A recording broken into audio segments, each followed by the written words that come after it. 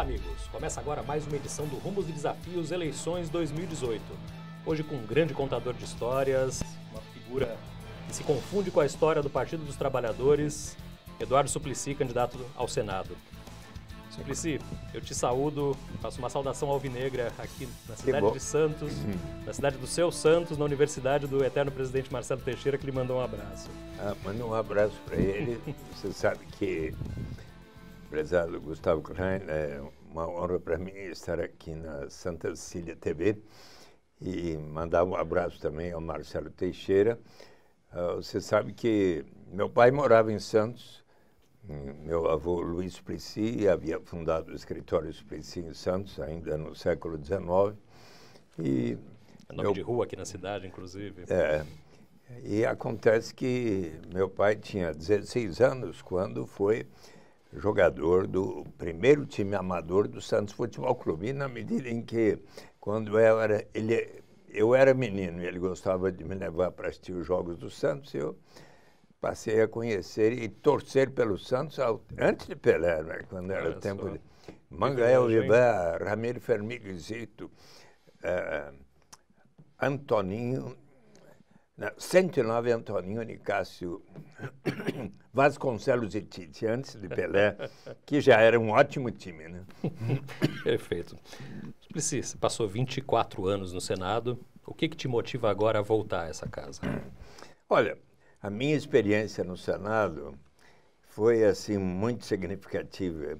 Eu pude realizar muitas ações tão importantes com o objetivo sempre de colaborar para que o Brasil se torne uma nação mais justa. E eu acho que um senador tem a possibilidade de influenciar as decisões tanto do Congresso Nacional quanto do presidente, dos governantes, e de agir não apenas no nosso estado de São Paulo, mas tantas vezes eu estive trabalhando e realizando ações de, por exemplo, solidariedade ao MST, quando houve o massacre de Eldorado de Carajás. Fui lá em Eldorado de Carajás, quando houve também em Corumbiara outro desastre, e ações as mais diversas, por vezes no Rio de Janeiro, não apenas em São Paulo, para dar alguns exemplos, né? E ali, no Senado Federal, era abril de 1991, apresentei o primeiro projeto de garantia de renda mínima através de um imposto de renda negativo, que foi aprovado por todos os partidos no Senado, foi para a Câmara com parecer favorável do Germano Rigoto, mas do debate em decorrência daquele projeto é que surgiu a proposta de se relacionar a garantia de uma renda mínima com as oportunidades de educação.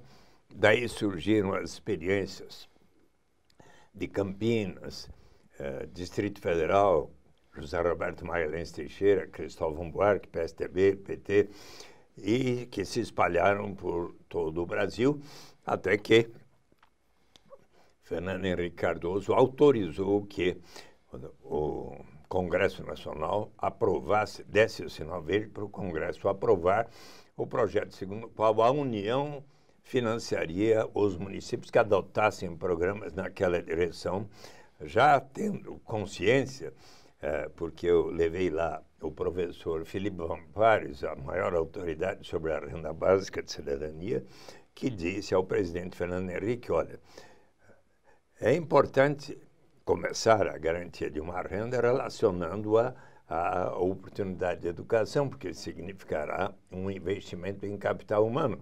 Mas o objetivo será um dia chegarmos à renda básica incondicional. Quando foi dezembro de 2001, já 10 anos depois de minha chegada ao Senado, eu apresentei um novo projeto de lei para se instituir no Brasil a renda básica de cidadania, o direito de toda e qualquer pessoa, não importa sua origem, raça, sexo, idade, condição civil ou mesmo socioeconômica, de participarmos todos da riqueza comum de nossa nação através de uma renda que, na medida do possível, será suficiente para atender às necessidades vitais de cada um. A gente vê o entusiasmo com que você fala desse assunto, tem o seu livro aqui, Renda de Cidadania. Quando você saiu de casa hoje, como é que você o fez? Pela janela? Saí pela porta. O mestre Saída Confúcio, pela porta. o mestre Confúcio, no livro das Explicações e das Respostas, 520 anos antes de Cristo, escreveu que a incerteza ainda é pior do que a pobreza. E pode alguém sair de casa senão pela porta? Ou seja, se nós quisermos efetivamente atender aos objetivos fundamentais da República Federativa do Brasil, artigo 3º da Constituição, erradicar a pobreza, promover maior igualdade regional, pessoal, prover dignidade e liberdade real a todos na população brasileira, uma solução tão de bom senso será instituir a renda básica de cidadania. Então, quero lhe dar o livro Renda de Cidadania, a saída é pela porta, e que acredito vai muito bem atender, quando inteiramente implementada, a consecução dos princípios de justiça, tais como elaborados por John Rawls, o grande filósofo falecido em 2002, que em uma teoria da justiça, em 1971, disse que é importante nós conseguirmos instituir aquelas iniciativas que possam significar a consecução a aplicação dos 3 princípios de liberdade igual para todos, de diferença, de igualdade de oportunidades, de igual liberdade para todos, segundo o qual cada pessoa precisa ter um conjunto de liberdades básicas fundamentais, tais como de livre associação, livre expressão, ir e vir, votar e ser votado, que seja também igual para todos na sociedade.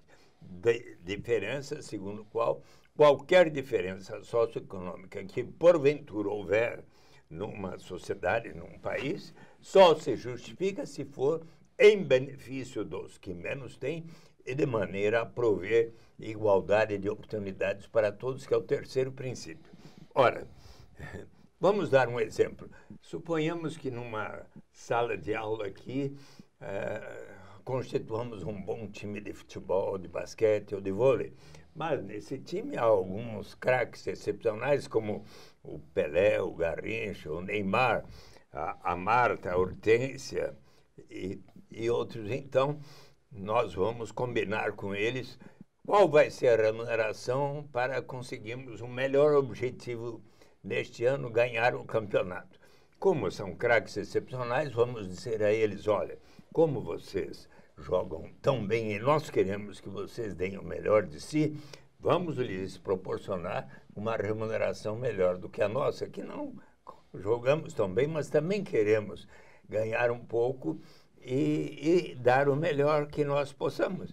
E daí se chega a um consenso de tal maneira que eventual diferença de remuneração seja em benefício dos que não jogamos tão bem. E, portanto, o professor Philip Van Parijs, que em Real Freedom for All, liberdade real para todos, se é que pode existir algo que justifique o capitalismo, ele diz que exatamente a renda básica incondicional vai significar a aplicação ainda mais bem feita destes princípios de John Rawls. Eu, de fato, estou muito entusiasmado porque ainda há 2 semanas atrás, 2, 3 semanas atrás, em julho último, o presidente Barack Obama, que foi presidente dos Estados Unidos, não tinha proposto isso quando ele foi presidente, mas ele foi lá na África do Sul e no estádio de Johannesburgo, lotado, ele fez um lindo discurso no Dia Internacional de Nelson Mandela.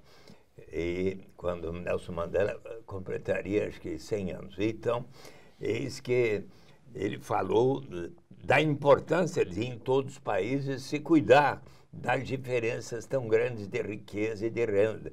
E, a certa altura, eu fiquei entusiasmadíssimo. Ele falou que está na hora de se aplicar a renda básica universal. Muhammad Yunus, Prêmio Nobel da Paz, que criou o Grameen Bank, o Banco do Vilarejo, uma experiência extraordinária de microcrédito que levou a ganhar o Prêmio Nobel da Paz.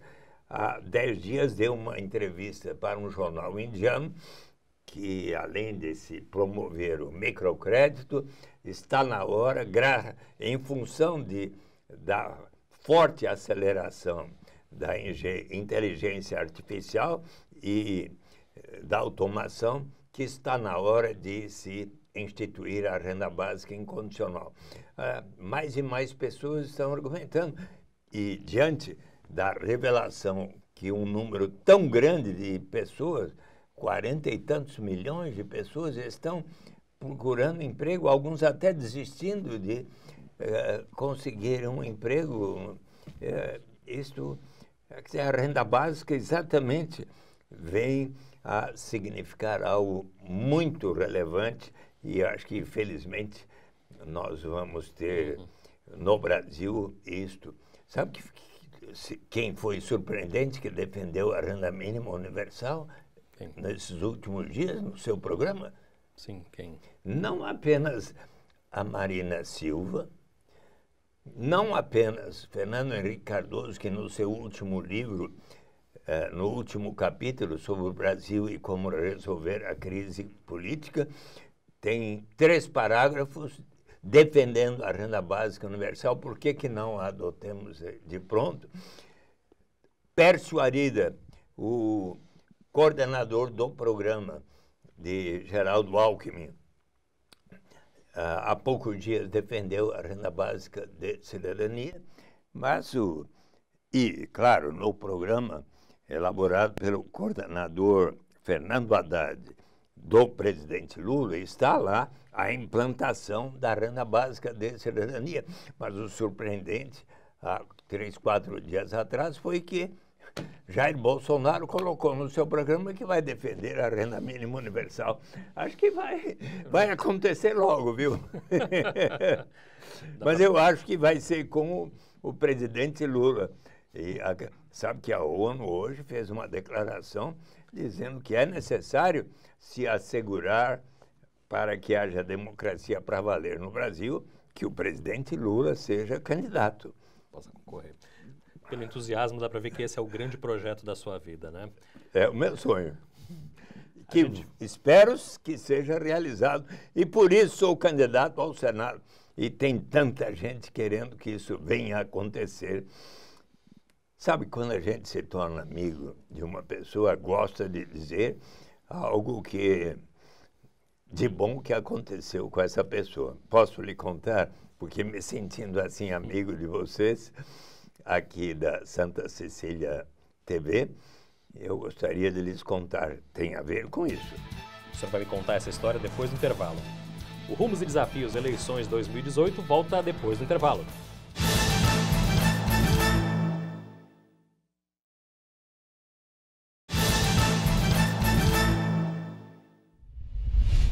Estamos de volta com Rumos e Desafios Eleições 2018. Hoje, candidato ao Senado pelo PT, Eduardo Suplicy.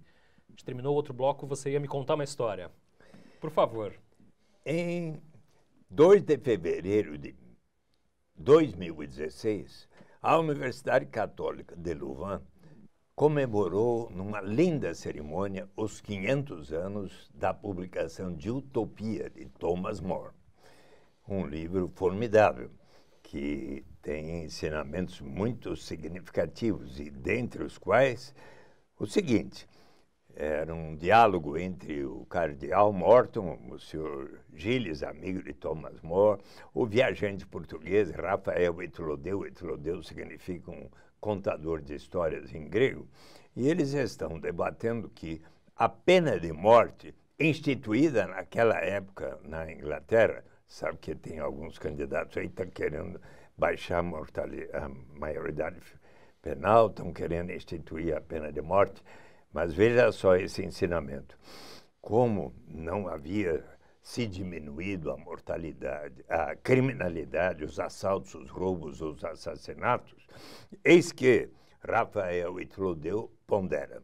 Muito mais eficaz do que infligir estes castigos horríveis, aqui não tem outra alternativa, senão de primeiro tornar-se um ladrão para daí ser transformado em cadáver, é você assegurar a sobrevivência das pessoas. E com base nesta reflexão, um amigo de Thomas More, chamado Juan Luis Vives, espanhol, escreveu para o prefeito da cidade flamenga de Bruges, em 1526, um tratado de subvenção aos pobres, onde pela primeira vez na história propõe a sobrevivência dos habitantes de Bruges. E isto é considerado um dos marcos, dos fundamentos da renda básica de cidadania. Então, lá na Universidade Católica de Louvain, onde Philippe Van Parijs e outros professores, filósofos, economistas fundaram a rede mundial da renda básica, eles promoveram esta festa comemorativa.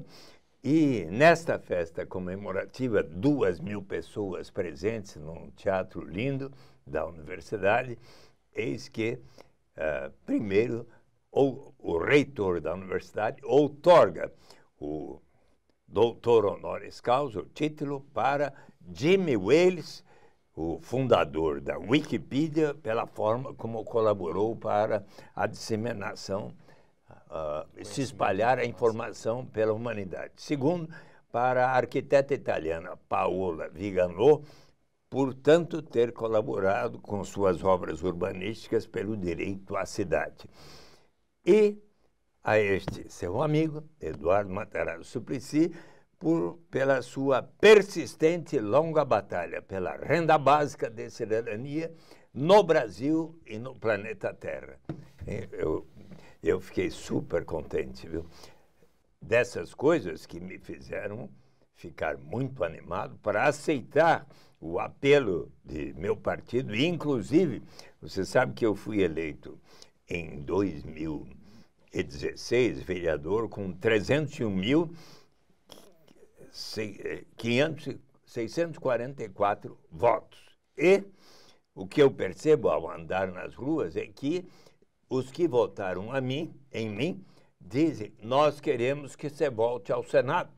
E o que é que vamos fazer no Senado? Dentre outras coisas, implementar para valer a renda básica de cidadania, porque a lei diz que ela será implementada por etapas a critério do Poder Executivo, começando pelos mais necessitados, como, portanto, o faz o Bolsa Família. Até que um dia, eu espero que seja o presidente Lula, no próximo quadriênio, ele vai implementá-la para valer. Mas é interessante que tantos candidatos estão defendendo a renda básica de cidadania universal. Semente que o senhor plantou. O senhor vai fazer, então, o mesmo caminho que o senhor fez ali no final dos anos 80, início dos 90, de da vereança de São Paulo, como vereador mais votado, inclusive, naquela época, como hoje, para o Senado, né? Exato. O senhor falou do seu partido, eu acho que talvez seja o momento mais difícil para o PT em toda a sua história. Desde da fundação, o senhor é fundador do partido,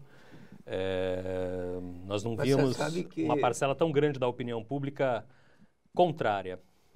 Veja só, o Partido dos Trabalhadores teve um período muito difícil nos anos 2014, em especial, por exemplo, Dilma Rousseff teve como candidata a presidente no primeiro turno, no Nordeste e no Norte, 70%, 80% dos votos. No estado de São Paulo, um verdadeiro tsunami sobre o PT em São Paulo, teve apenas 25%. Eu tive 32,5%, mas perdi a eleição para o José Serra.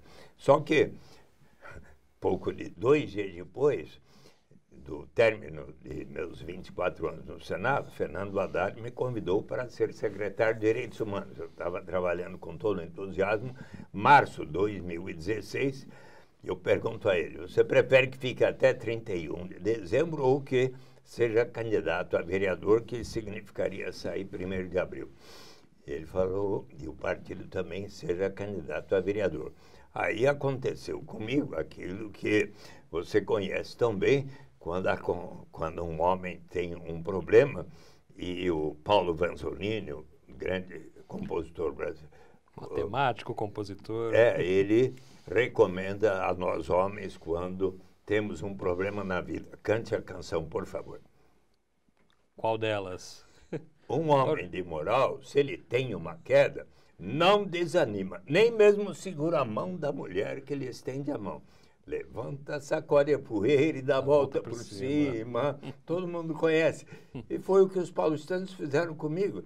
E deram a maior votação para um vereador na história de São Paulo e do Brasil. 300.446 votos. Eu tinha falado errado. 446 votos. E só que as pessoas dizem a mim, nós queremos que você volte para o Senado. E eu estou contente. Nesses 40 anos de vida pública, nunca aconteceu assim tal carinho e respeito por mim quanto presentemente. E eu acho que eu vou chegar no Senado. Nada do que é dito a respeito do PT cola no senhor. Mas veja, o PT, depois de ter passado por grandes dificuldades no tempo do mensalão e depois nisto que eu falei de 2014, há 2 anos atrás estávamos com 1.800.000 filiados, agora estamos com 2.200.000 e as pesquisas de opinião mostram que o PT, com 20% pelo menos de preferência da população brasileira, é de longe o partido mais aceito. E o nosso candidato à presidência da República, Luiz Inácio Lula da Silva, ganha de qualquer das alternativas no primeiro turno com 41%, a última pesquisa disse, e no segundo turno, de qualquer alternativa, com 50% ou mais dos votos. Então, eu acho que nós estamos conseguindo reverter uma situação de grande dificuldade que tivemos. Obviamente, para um partido político, uma grande organização, se algum momento alguns cometem erros graves, é importante que nós venhamos a tomar as medidas para prevenir estes erros, não mais e ali onde estivermos, agir com toda a ética, correção e levando adiante os objetivos maiores de nosso partido. O senhor cantou aqui, o senhor sempre foi um político de muita personalidade, inclusive ficaram famosas as cenas do senhor cantando na tribuna do Senado, né? Foi Bob Dylan. Bob Dylan. É uma canção... Deu cartão vermelho para o Sarney também no Senado. Essas coisas, elas surgem no momento ou é planejado, senador? Olha, eu, inclusive, estudei nos Estados Unidos, fazia o meu doutoramento em economia, ao tempo em que houve na guerra do Vietnã, depois a do Iraque, e eu acompanhei de perto quando os povos do mundo, em todas as grandes cidades dos Estados Unidos, da Europa e outras, saíram às ruas para pedir para acabar com as guerras. E uma das canções mais belas que eles cantavam é justamente essa.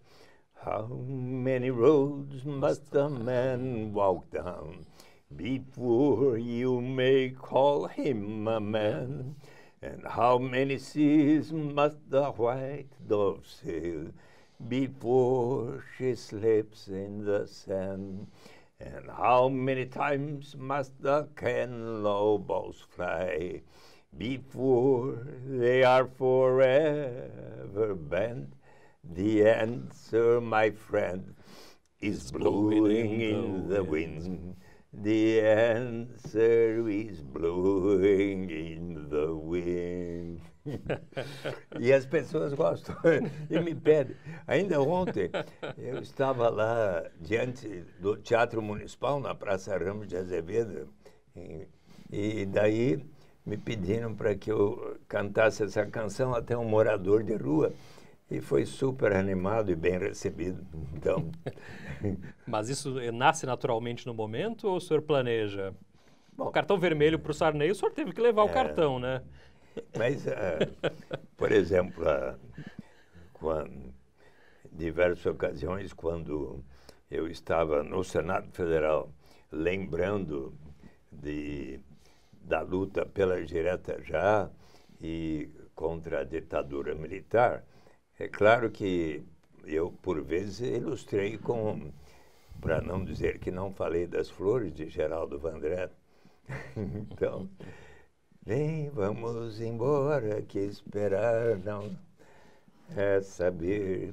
Quem sabe faz a hora e não espera acontecer. Sempre as nossas canções ilustram muito bem, fazem as pessoas compreender melhor. Por exemplo, aí no livro sobre a renda básica de cidadania, eu ilustro a condição de um jovem que, não podendo ajudar em casa no orçamento da família, resolve se tornar o aviãozinho da quadrilha de narcotraficantes e se torna o personagem, por exemplo, do Homem na Estrada, do Mano Brown, dos Racionais MCs. E aí as pessoas me pedem para cantar e aí eu digo, olha, para este jovem, o dia que houver para si, para cada membro da sua família, uma renda suficiente para atender às suas necessidades vitais, esta pessoa vai ganhar o direito de dizer, não, agora eu não vou precisar aceitar essa única alternativa que me surge pela frente, mas que vai ferir minha dignidade, que vai colocar minha saúde e vida em risco. Agora eu posso aguardar um tempo, quem sabe fazer um curso aqui na Faculdade de Santa Cecília, até que surja uma oportunidade mais de acordo com a minha vocação. É neste sentido, pois, conforme a Amartya Sen em Desenvolvimento como Liberdade, o Prêmio Nobel de Economia diz que desenvolvimento, se for para valer, deve significar maior grau de liberdade para todos. Então, este jovem com a renda básica terá, obviamente, depois de fazer um curso aqui na Faculdade de Santa Cecília, a possibilidade de escolher muito melhor um trabalho mais de acordo com a sua vocação. E dessa forma tão bem-humorada, a gente termina aqui a entrevista com o contador de histórias e cantador, como vocês puderam perceber, candidato ao Senado, Eduardo Suplicy. Muito obrigado. Muito obrigado. Um abraço. Muito obrigado, eu te agradeço a presença. O Rumos e Desafios Eleições 2018 volta na próxima semana. Até lá!